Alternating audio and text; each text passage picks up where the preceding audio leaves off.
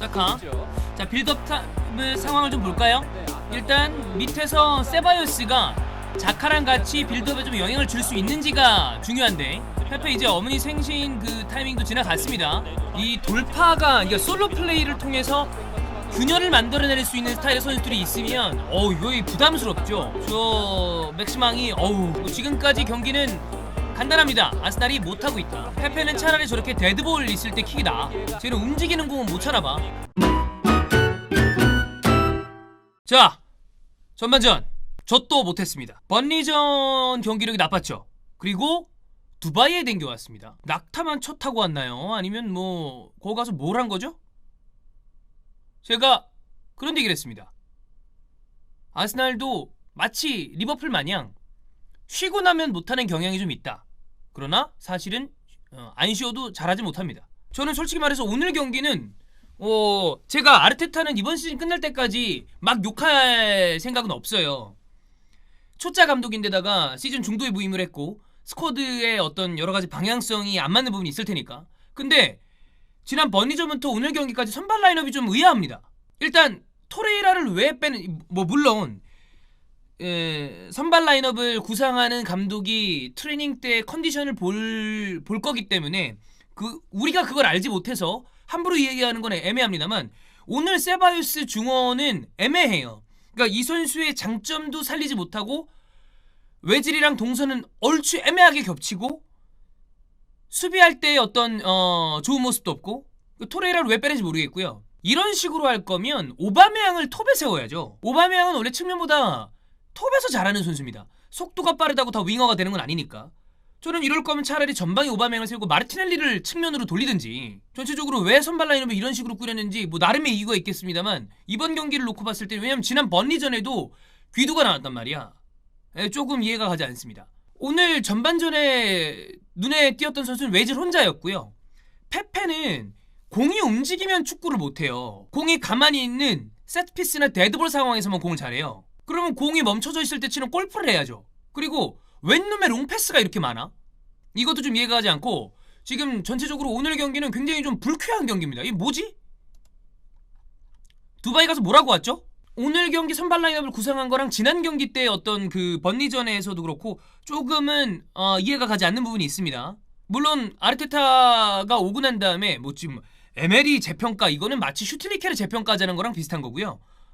에메리 지금 입 터는 거 욕 많이 먹고 있죠. 그거랑은 종류가 다른데, 어쨌든 있는 상황에서 어려운 상황이 들어왔기 때문에 당연히 이번 시즌 말까지 지켜보고 다음 시즌을 봐야 되는 감독이긴 합니다만, 조금 이해가 가지 않습니다. 후반전에는 좀 다른 모습을 보여줬으면 좋겠고, 반면에 뉴캐슬은 본인들이 잘하는 부분을 했죠.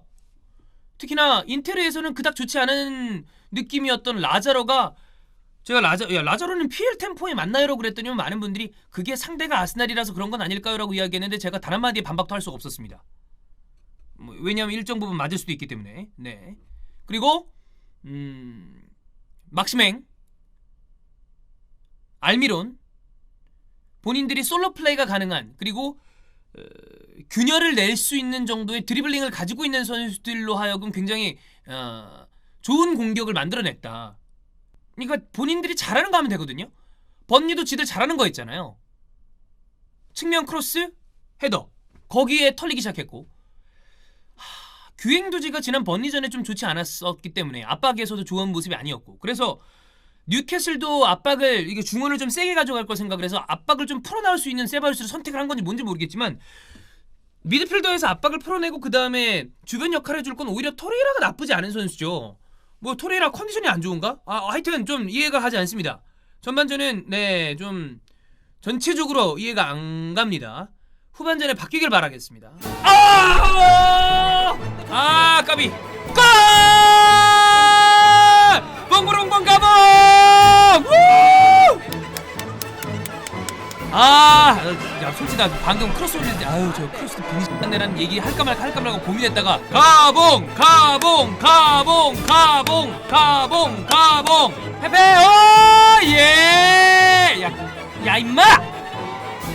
뭐야? 요상하게 들어간다.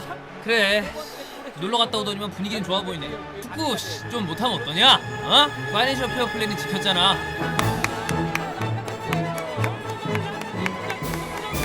졸라 좋아하네. 그래 좀 좋아해라. 아유, 엄청 좋아하네. 기분 되게 좋은가 보네. 자, 전반전에 게임을 엉망으로 해놨는데 스코어가 4대0. 후반전의 경기를 잘 풀었습니다. 경기 좀 민망한데, 근데 뭐 사실 전반에 경기가 안 좋았던 건 사실이니까. 오바메양이 가봉맨이 득점을 먼저 했고요. 그 다음에 페페, 외질과 이제 라카제트의 득점은 이미 뉴캐슬이 약간 전의를 상실한 상태에서 아르테타가 부임한 다음에 처음으로 완전히 대승, 거기다 클린시트까지 했으니까 결과적으로는 많이 좀 좋은 느낌을 냈습니다. 뭐 농담 삼아 사실 아르테타가 부임한 다음에 지속적으로 경기가 안 좋았던 거는 체력적인 준비가 덜 돼 있는 탓에 후반 35분부터 이어지는 급격한 체력 저하, 그리고 나서 후반전에 경기가 좀 안 좋고 잘 하다가도 밀리는 뭐 이런 느낌도 있었던 게 사실이죠. 뭐 경기마다 양상이 좀 다르긴 했습니다만, 근데 이번 경기는 전반은 너무 안 좋았고 후반은 괜찮았습니다. 자, 전반전에 제가 세바요스를 선발 출장시킨 어떤 선발 라인업에 대한 의문점을 이야기를 드렸었는데, 후반전에 세바요스와 이 자카, 그러니까 자카가 뒤에 한 명이 있고 세바요스와 외질이 공격적으로 어떤 이 역할을 했을 때의 장점을 보여줬어요. 실질적으로 스탯을 체크를 해보면 다니 세바요스의 어떤 뭐 장점 같은 거를 좀 볼 수가 있는데, 상대방 진영에서의 패스, 그러니까 63개였고 그 패스의 성공률이 93.7%였고요. 그 다음에 교체 투입된 선수를 제외하면 외질과 함께 가장 높은 패스 성공률을 보여준 것이 세바요스였습니다. 그러니까 이런 식으로 중계 중에 박찬하 해설위원이 얘기했듯이 조금 더 공격적으로 뭔가를 보여줘야 될 때 두 명의 미드필더, 그러니까 공격적인 성향을 지닌 외질과 세바요스를 동시에 기용하는 거는 뭐 일부 생각해볼 만하다. 그러나 이제 문제가 있는 거는, 저는 여전히 그렇다고 하더라도 어떤 팀의 밸런스 측면에서는 토레이라가 선발로 나오는 게 맞다고 생각을 하기 때문에, 글쎄요, 이건 좀 더 봐야 되겠습니다만, 어쨌든 결과적으로는 세바요스가 후반전에 보여준 모습은 괜찮았고 외질과의 어떤 그런 부분도 뭐 나쁘지 않았기 때문에 그거는 좀 밸런스를 잘 맞춰봐야 되지 않을까.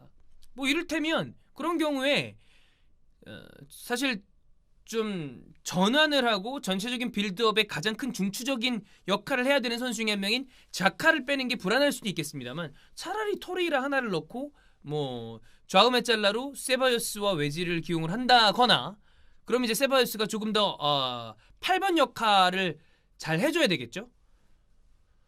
그것도 방법인데 그거는 이제 뭐 좀 열어봐야 될 것 같습니다. 근데 개인적으로는 자카가 여하간에 있어야 빌드업적인 측면에 굉장히 큰 도움이 되기 때문에 자카를 빼는 거는 좀 불안할 것 같고, 현재까지 그 다음 여름 이적 시장 동안에 아르테타와 아스날이 누굴 노릴 것이냐라는 이야기를 보면 뭐 파파게예라는 선수도 있고, 그 다음에 리옹의 아우아르, 이런 선수를 보면 미드필더진의 보강을 하려고 하는 거는 같아요. 예, 그런 거는 좀 체크를 해봐야 될 것 같고요.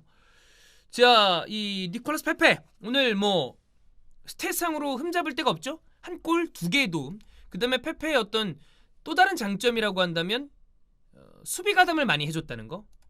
이런 부분은 괜찮을 것 같은데, 일단 페페의 수비 스탯을 보면 2번의 태클이 있었고 인터셉트 하나 있었고 포지션을 따오는 거, 소유권을 가져온 게 10번이 있었습니다. 그러니까 이런 거는 괜찮은 스탯이죠. 무스타피가 클리어가 9번이야? 무스타피가 공중볼 경합도 8번을 했네. 뭐야? 그리고 페페 이제 또 공격적인 스탯도 체크를 해봐야죠. 한 골 2개의 도움을 했고요. 유스팅 2개, 키패스 4개, 2개 어시스트를 기록을 했습니다. 오늘 라카제트가 득점을 했다는 데에 대해서는 라카제트가 최근에 폼도 안 좋았고 전체적으로 뭐 오늘 은키티아한테도 선발 라인업에서 밀리는 느낌, 뭐 한 경기였습니다만 그런 부분에 대해서 스트레스를 많이 받았을 텐데, 그래서 그런지 득점 이후에 굉장히 좋아하는 모습이 있었거든요. 그런 부분은 팀의 전체적인 사기 진작에 아마 도움이 되지 않았을까, 이런 생각이 들고, 외질은 역시 어느 정도의 클래스를 보여줬습니다. 한 골, 그 다음에 4개 키패스 있었습니다.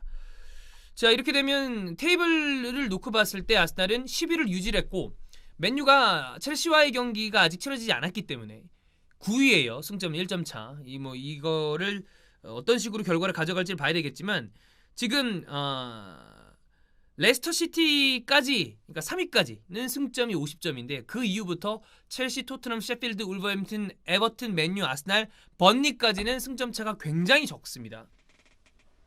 더군다나 항소를 하겠지만, 항소의 결과를 지켜봐야 되겠지만, 만약에 UEFA가 내린 징계가 진짜 발효가 되게 된다면 5위 자리까지 챔피언스리그 티켓이 내려올 가능성이 있기 때문에 그 부분에 대해서는 많은 팀들이 또 생각을 해야 될 것이다. 아스날은 뭐 챔스 같은 생각은 전혀 하면 안 되고, 여하간에 이 중상위권의 이 승점 다툼이 굉장히 치열하게 벌어지고 있다. 이 정도 생각하면 될 것 같고요. 뉴캐슬은 전반전에 좋았던 그 기세가 후반전에 좀 많이 무너진 느낌이었어요.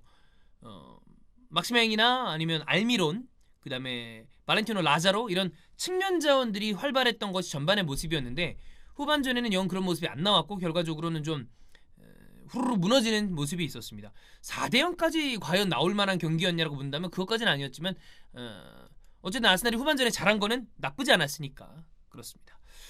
자, 뭐 이 정도 체크를 해보면 될 것 같습니다. 다음 주는 아프리카 이스타TV 게시판에 오신 분들은 아시겠지만 챔스 이제 16강 주간이죠. 근데 주원이 형은 출장 기간이기 때문에 저 혼자 모두 다 진행을 할 거고요. 일단 화요일에 첼시 대 맨유 입중계가 있습니다. 그 다음에 화요일 수요일에 서울대 멜버른, 그 다음에 수원과 빗셀곱의 ACL이 있고요. 그 다음에 수요일 목요일에는 챔피언스리그가 있는 날이죠. 수요일에는 많은 분들이 이제 리버풀 경기를 해야 하는 게 낫지 않냐라고 얘기를 하시는데 아틀레티코 마드리드 경기를 새벽에 그 시간대 볼 자신이 조금 없습니다. 그래서 아무래도 골이 좀 더 많이 나올 것 같은, 그리고 홀란드가 보고 싶은 마음도 있고, 도르트문트 대 파리 생제르맹 경기를 할 거고, 그리고 목요일은 토트넘 대 라이프지히, 이런 식으로 경기를 하면서 유튜브 영상 지난주에 많이 올라갔고 다음 주에도 많이 올라갈 겁니다. 재밌는 영상 많이 찍어낼 테니까 많이 봐주시면 되겠습니다. 여러분 감사합니다.